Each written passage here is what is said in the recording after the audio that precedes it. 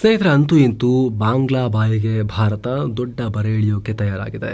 ಯಾವ ಸಮುದ್ರವನ್ನು ಇಟ್ಕೊಂಡು ನಾವೇ ಈ ಭಾಗದ ಗಾರ್ಡಿಯನ್ಗಳು ಅಂತ ಬಾಂಗ್ಲಾ ಕುಣಿತಾ ಇತ್ತು, ಯಾವ ರಸ್ತೆಗಳನ್ನು ತೋರಿಸಿ ಇವೇ ಈಶಾನ್ಯ ರಾಜ್ಯಗಳ ಜೀವನಾಡಿ ಅಂತ ಹಾರ್ತಾ ಇದ್ರು, ಈಗ ಅದೇ ರೀತಿಯ ಒಂದು ಟ್ರಾನ್ಸ್ಪೋರ್ಟೇಷನ್ ಕಾರಿಡಾರ್ ಮೂಲಕ ಬಾಂಗ್ಲಾದ ಕೊಬ್ಬು ಕರಗಿಸೋಕೆ ಭಾರತ ಮುಂದಾಗಿದೆ.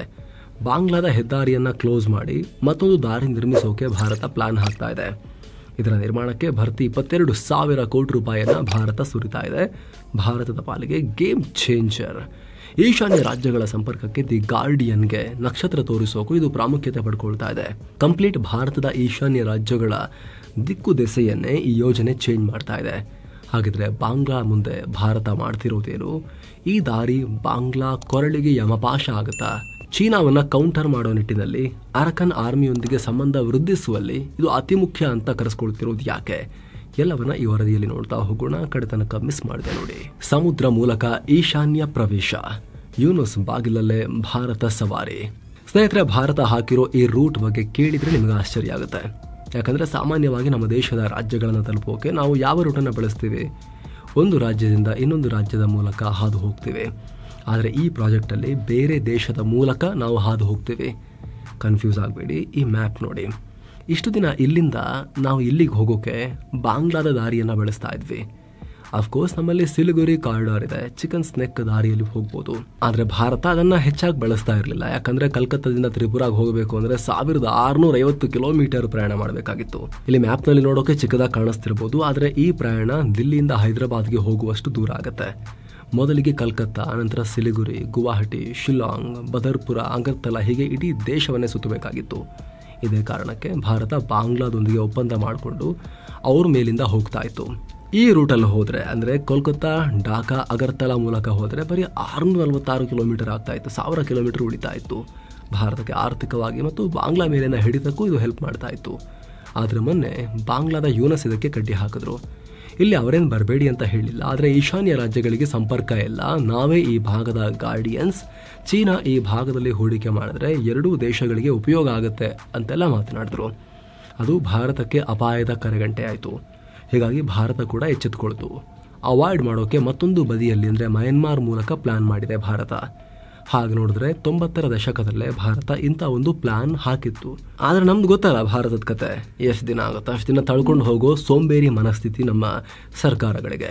ಹೀಗಾಗಿ ಬರೀ ಪ್ಲಾನ್ ಅಷ್ಟೇ ಹಾಕೊಳ್ಳೋದು, ಹೆಜ್ಜೆ ಯಾರೂ ಇಟ್ಟಿರಲಿಲ್ಲ. ಆದರೆ ಈಗ ಭಾರತ ಅನಿವಾರ್ಯವಾಗಿ ದೊಡ್ಡ ಹೆಜ್ಜೆ ಇಡ್ತಾ ಇದೆ. ಮಯನ್ಮಾರ್ ಮೂಲಕ ಸಂಪರ್ಕ ಸಾಧಿಸೋಕೆ ಭಾರತ ಯೋಜನೆ ಹಾಕಿದೆ. Calcutta to Myanmar port, China ಬಾಂಗ್ಲಾಗೆ ಜೋಡಿ ಏಟು. ಸ್ನೇಹಿತರೆ, ಈಗ ಭಾರತ ಹಾಕಿರೋ ಈ ಹೊಸ ಪ್ಲಾನ್ ಮಯನ್ಮಾರ್ ಸಿಟ್ವೆ ಬಂದರಿನ ಮೂಲಕ ಈಶಾನ್ಯ ರಾಜ್ಯಗಳನ್ನ ಕನೆಕ್ಟ್ ಮಾಡುತ್ತೆ. ಈ ಸಿಟ್ವೆ ಬಗ್ಗೆ ಈ ಮುಂಚೆ ಒಂದ್ಸಲ ಹೇಳಿದ್ವಿ. ಇದು ಮಯನ್ಮಾರ್ನ ರಖೈನ್ ಸ್ಟೇಟ್ನಲ್ಲಿರೋ ಬಂದರು. ಕಲ್ಕತ್ತಾದಿಂದ ಇಲ್ಲಿಗೆ 540 ಕಿಲೋಮೀಟರ್ ದೂರ ಅಷ್ಟೇ ಇದೆ. ಕಾಲದನ್ ನದಿಯ ಪಕ್ಕದಲ್ಲಿರೋದ್ರಿಂದ ಇಲ್ಲಿ ಭಾರತ ಮಾಡ್ತಿರೋ ಪ್ರಾಜೆಕ್ಟ್ಗೆ ಕಾಲದನ್ ಪ್ರಾಜೆಕ್ಟ್ ಅಂತಲೇ ಹೆಸರಿಟ್ಟಿದ್ದಾರೆ. ಈ ಯೋಜನೆಯ ಅನ್ವಯ ಈ ಸಿಟ್ವೆ ಸಾಮರ್ಥ್ಯವನ್ನು ಇನ್ನಷ್ಟು ಹೆಚ್ಚು ಮಾಡಲಾಗ್ತಿದೆ. ಕಲ್ಕತ್ತಾ ಬಂದರಿನ ರೀತಿ ಸರಕು ಸಾಗಾಣಿಕೆಗೆ ಅನುಕೂಲ ಆಗೋ ಥರ, ಸಾರಿಗೆ ಸೌಲಭ್ಯ ಉತ್ತಮ ಆಗೋ ಥರ ಮೂಲಸೌಕರ್ಯವನ್ನ ನಿರ್ಮಾಣ ಮಾಡಲಾಗ್ತಿದೆ. ಪೋರ್ಟ್, ಹೋಟೆಲ್, ಗೋಡೌನ್ಗಳು ಎಲ್ಲವನ್ನ ಕಟ್ತಾ ಇದ್ದಾರೆ. ಇಲ್ಲಿಂದ ಪಲೆಟ್ವಾಗೆ ಒಂದು ಹೆದ್ದಾರಿ ಇದೆ. ಇದರ ಅಂತರ 158 ಕಿಲೋಮೀಟರ್. ಈ ಪಲೆಟ್ವಾ ಮಯನ್ಮಾರ್ನ ಚಿನ್ ರಾಜ್ಯದಲ್ಲಿ ಬರುತ್ತೆ. ಬಾಂಗ್ಲಾ ಗಡಿಯಿಂದ ಕೇವಲ 18 ಕಿಲೋಮೀಟರ್ ದೂರದಲ್ಲಿದೆ.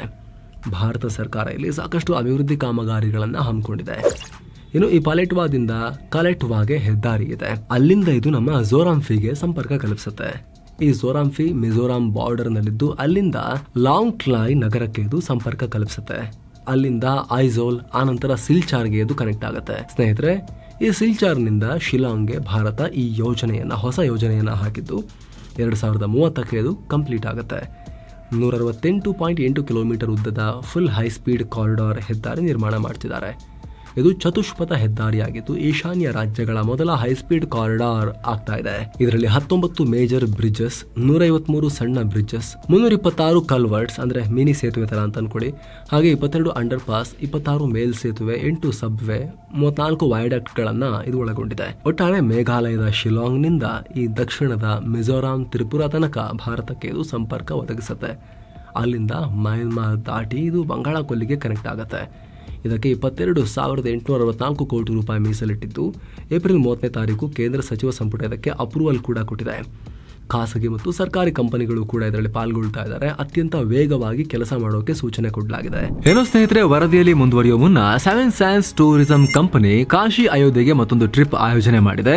Kashi Ayodhya Triveni Sangam 3 night 4 days trip. ಇದು ಆಫರ್ ಪ್ರೈಸ್ ಕೇವಲ 32,500 ರೂಪಾಯಿ. ಪ್ಯಾಕೇಜ್ ನಲ್ಲಿ ಫ್ಲೈಟ್ ಟಿಕೆಟ್ಸ್ ಇರುತ್ತೆ, 3 star hotel stay, all meals, ದೇವರ ದರ್ಶನ, ಎಸಿ ಟ್ರಾನ್ಸ್ಪೋರ್ಟ್ ವ್ಯವಸ್ಥೆ, ಬೋಟಿಂಗ್ ಮತ್ತು auto charges, 24/7 Kannada tour manager ಹಾಗೂ ಹಿರಿಯ ನಾಗರಿಕರಿಗೆ ವಿಶೇಷ ಕೇರ್ ಇರುತ್ತೆ. ಹೊರಡೋ ದಿನ ಜೂನ್ 25ನೇ ತಾರೀಕು. ಕೆಲವೇ ಸೀಟುಗಳು ಲಭ್ಯ. ಆಸಕ್ತರು ಈ ಕೂಡಲೇ ಕಾಲ್ ಮಾಡಿ ನಿಮ್ಮ ಸೀಟನ್ನ ಕೂಡ ಬುಕ್ ಮಾಡಿ. ಬನ್ನಿ ಈಗ ವರದಿಯಲ್ಲಿ ಮುಂದುವರಿಯೋಣ. ಲಾಭ ಏನು? ಮೇನ್ ವಿಚಾರಕ್ಕೆ ಬರೋಣ. ಚಿಕನ್ ಸ್ನೇಕ್ ಮೂಲಕ ಕೋಲ್ಕತ್ತಾದ ಪೋರ್ಟ್ ನಿಂದ ಮಿಜೋರಾಂಗೆ ಹೋಗಬೇಕು ಅಂದ್ರೆ 1880 ಕಿಲೋಮೀಟರ್ ಆಗ್ತಾ ಇತ್ತು. ಈಗ ಈ ಮಾರ್ಗದಲ್ಲಿ ಹೋದ್ರೆ 930 ಕಿಲೋಮೀಟರ್ ಮಾತ್ರ ಆಗುತ್ತೆ. ಹೆಚ್ಚು ಕಮ್ಮಿ 1000 ಕಿಲೋಮೀಟರ್ ಉಳಿಯುತ್ತೆ. ಮಿಜೋರಾಂಗೆ ಹೋಗೋ ಅವಧಿ ಕೂಡ 4 ದಿನ ಕಮ್ಮಿ ಆಗುತ್ತೆ. ಇದರಿಂದ ಕಾರ್ಮಿಕರ ಓಡಾಟ, ಪ್ರವಾಸೋದ್ಯಮ, ಮೂಲಸೌಕರ್ಯ ಅಭಿವೃದ್ಧಿ ಎಲ್ಲದಕ್ಕೂ ಬೂಸ್ಟ್ ಸಿಗುತ್ತೆ. ಈಶಾನ್ಯ ರಾಜ್ಯಗಳ ಆರ್ಥಿಕ ಪ್ರಗತಿಗೆ ವೇಗ ಸಿಗುತ್ತೆ. ನಿಮಗೆ ಗೊತ್ತಿರೋ ಹಾಗೆ ಅಲ್ಲಿಂದ ಟೀ, ಮಸಾಲೆ ಪದಾರ್ಥ, ಬಿದಿರು, ಹಣ್ಣು ಇತ್ಯಾದಿ ಸರಕುಗಳು ರಫ್ತಾಗ್ತವೆ. ಈ ಹೊಸ ದಾರಿ ಸಿಕ್ಕಿದ್ರೆ ಅಲ್ಲಿನ ಜನರ ಉತ್ಪನ್ನಗಳಿಗೆ ಮಾರುಕಟ್ಟೆ ಹತ್ತಿರ ಆಗುತ್ತೆ. ಇಲ್ಲಿಂದ ಅಲ್ಲಿಗೆ ಸರಕು ಸರಂಜಾಮನ್ನ ಕಳಿಸೋಕು ಈಸಿ ಆಗುತ್ತೆ. ಎರಡನೇದು, ಭಾರತಕ್ಕೆ ಸ್ಟ್ರಾಟಜಿಕ್ ಲಾಭ ಇದೆ. ಹಾಗೆ ನೋಡಿದ್ರೆ ಆರ್ಥಿಕತೆಗಿಂತ ಸ್ಟ್ರಾಟಜಿಕ್ ಲಾಭಗಳೇ ಜಾಸ್ತಿ. ಯಾಕಂದ್ರೆ ಈ ಒಟ್ಟಾರೆ ಸ್ಕೀಮ್ ನಲ್ಲಿ ಭಾರತ ಬಾಂಗ್ಲಾವನ್ನ ಸುತ್ತುವರಿತಾ ಇರೋದು ಕ್ಲಿಯರ್ ಆಗಿ ಕಾಣಿಸ್ತಾ ಇದೆ. 3 ಕಡೆ ಬಾಂಗ್ಲಾವನ್ನ ಕವರ್ ಆಗಿರೋ ಭಾರತಕ್ಕೆ ಮಯನ್ಮಾರ್ ಗಡಿ ಮಾತ್ರ ಬಾಂಗ್ಲಾದಿಂದ ದೂರ ಇತ್ತು. ಈಗ ಅಲ್ಲೂ ಕೂಡ ನಮ್ಮ ಉಪಸ್ಥಿತಿ ಬಂದ್ರೆ ಬಾಂಗ್ಲಾ ನೀರು, ನೆಲ ಎಲ್ಲಾ ಕಡೆಗೂ ಲಾಕ್ ಆಗುತ್ತೆ. ಅದರಲ್ಲೂ ಈ ಯೋಜನೆ ಮಯನ್ಮಾರ್ನ ರಖೈನ್ ಸ್ಟೇಟ್ ಅಲ್ಲಿ ಹಾದು ಹೋಗ್ತಾ ಇದೆ. ರಖೈನ್ ಸ್ಟೇಟ್ ಅರಕನ್ ಆರ್ಮಿ ಆಡಳಿತ ಇರೋ ರಾಜ್ಯ. ಈ ಸೇನೆಗೂ ಬಾಂಗ್ಲಾಗೂ ಆಗ ಬರ್ತಾ ಇಲ್ಲ. ಅಕ್ರಮ ವಲಸೆ, ಮೀನುಗಾರಿಕೆ, ಉಗ್ರವಾದ ಹೀಗೆ ನಾನಾ ಕಾರಣ ಕೊಟ್ಟು ಬಾಂಗ್ಲಾದವರನ್ನ ಅವರು ಓಡಿಸ್ತಾ ಇದ್ದಾರೆ. ಸೊ ಈ ಭಾಗದಲ್ಲಿ ಶತ್ರುವಿನ ಶತ್ರು ಮಿತ್ರ ಅನ್ನೋ ನೀತಿಯನ್ನ ಭಾರತ ಎಫೆಕ್ಟಿವ್ ಆಗಿ ಯೂಸ್ ಮಾಡ್ಕೊಳ್ತಾ ಇದೆ. ಇಲ್ಲಿ ಕೇಳ್ಬೋದು, ಮಯನ್ಮಾರ್ ಸೇನೆಯೊಂದಿಗೂ ಭಾರತ ಚೆನ್ನಾಗಿದೆಯಲ್ಲ, ಅವ್ರು ಕೋಪ ಮಾಡ್ಕೊಳ್ಳಲ್ವಾ ಈ ರಖೈನ್ ಸ್ಟೇಟ್ನ ಅರಕನ್ ಆರ್ಮಿಯೊಂದಿಗೆ ಫ್ರೆಂಡ್ಶಿಪ್ ಮಾಡ್ಕೊಂಡ್ರೆ ಅಂತ. ಆದರೆ ಭಾರತ ಇಲ್ಲಿ 2 ಕಡೆ ಸಂಬಂಧ ಚೆನ್ನಾಗಿಟ್ಕೊಂಡಿದೆ. ಅದು ಅನಿವಾರ್ಯ ಕೂಡ ಹೌದು. ಯಾಕಂದರೆ ನಮ್ಮ ಬಾರ್ಡರ್ನಲ್ಲಿ ಮಯನ್ಮಾರ್ ಸೇನೆ ಪ್ರಭಾವ ಹೊಂದಿದೆ. ಆದರೆ ಬಂಗಾಳ ಕೊಲ್ಲಿಯಲ್ಲಿ ಈ ಆಯಕಟ್ಟಿನ ಜಾಗದಲ್ಲಿ ನೀವು ನೋಡ್ತಾ ಇದ್ದೀರಿ ಮ್ಯಾಪ್ನಲ್ಲಿ, ಇಲ್ಲಿ ಅರಕನ್ ಆರ್ಮಿ ಪ್ರಾಬಲ್ಯ ಇದೆ. ಹೀಗಾಗಿ ಈ ಭಾಗದಲ್ಲಿ ನಮ್ಮ ಹೂಡಿಕೆ ಇದೆ. ಅವುಗಳನ್ನು ರಕ್ಷಣೆ ಮಾಡಬೇಕು ಅಂದರೆ ಭಾರತಕ್ಕೆ ಅರಕನ್ ಸಹಕಾರ ಬೇಕೇ ಬೇಕು. ಅವರು ಕೂಡ ನಾವು ಇದಕ್ಕೆ ರಕ್ಷಣೆ ಕೊಡ್ತೀವಿ, ನೀವು ಹೂಡಿಕೆ ಮಾಡಿ ಅಂತ ಹೇಳಿದ್ದಾರೆ. ಇನ್ನು ಮಯನ್ಮಾರ್ ಸೇನೆಯೊಂದಿಗೂ ಸಂಬಂಧ ಇದೆ. ಹೀಗಾಗಿ ಭಾರತಕ್ಕೆ ಅಷ್ಟೊಂದು ಸಮಸ್ಯೆ ಆಗಲ್ಲ. ಆದರೆ ಭಾರತ ಇವರೊಂದಿಗೆ ಸಂಬಂಧ ವೃದ್ಧಿ ಮಾಡಿಕೊಂಡಷ್ಟು ಬಾಂಗ್ಲಾಗೆ ಕಾಲ್ ನಡುಗೋಕೆ ಶುರುವಾಗುತ್ತೆ. ಆರ್ಥಿಕತೆಗೆ ಹೊಡೆತ. ಸ್ನೇಹಿತರೆ, ಬಾಂಗ್ಲಾದೇಶಕ್ಕೆ ನಾವು ಪರ್ಯಾಯ ಮಾರ್ಗ ಹುಡುಕಿದ್ರೆ ಅವರ ಆರ್ಥಿಕತೆಗೂ ಪೆಟ್ಟು ಬೀಳುತ್ತೆ. ಇಷ್ಟು ದಿನ ಈ ಹೆದ್ದಾರಿ ಹೆಸರಲ್ಲಿ ಭಾರತ ಅಲ್ಲಿ ಹೂಡಿಕೆ ಮಾಡ್ತಾ ಇತ್ತು. ನಾವು ಒಂದಷ್ಟು ತೆರಿಗೆನೂ ಕಟ್ತಾ ಇದ್ವಿ ಅವರಿಗೆ. ನಿಮಗೆ ಆಶ್ಚರ್ಯ ಆಗ್ಬೋದು, ನಮ್ಮ ಗೂಡ್ಸ್ಗೆ ಬಾಂಗ್ಲಾ ಈ ರೀತಿ ಟ್ಯಾಕ್ಸ್ ಆಗ್ತಾ ಇತ್ತು.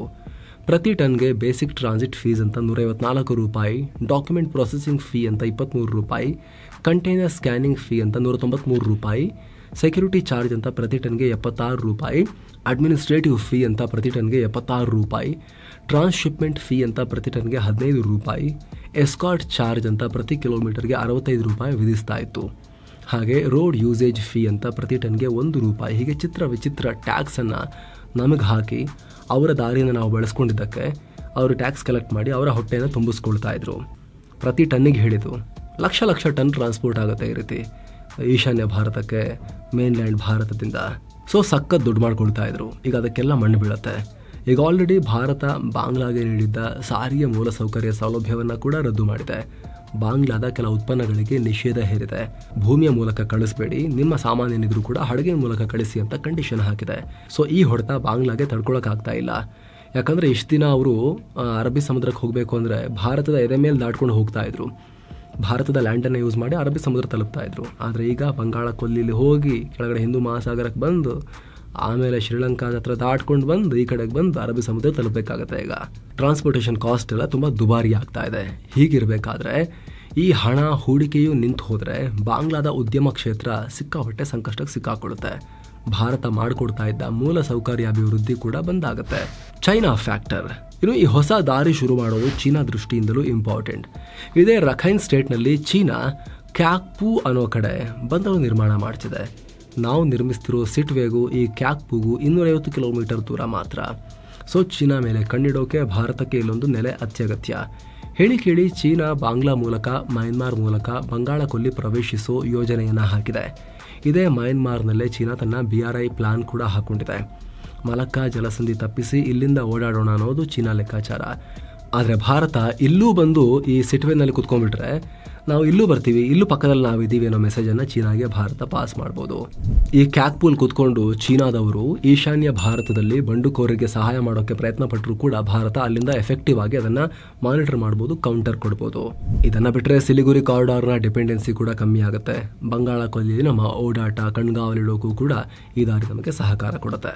ಸೊ ಫ್ರೆಂಡ್ಸ್, ಇದ್ರ ಬಗ್ಗೆ ನಿಮಗೇನು ಅನ್ಸುತ್ತೆ? ಭಾರತದ ಈ ಹೊಸ ಕಾರಿಡಾರ್ ಪ್ಲಾನ್ ಬಗ್ಗೆ ಕಾಮೆಂಟ್ ಮಾಡಿ ತಿಳಿಸಿ. ಮತ್ತೆ ಭೇಟಿ ಆಗ್ತಿರೋಣ. ನಮಸ್ತೆ.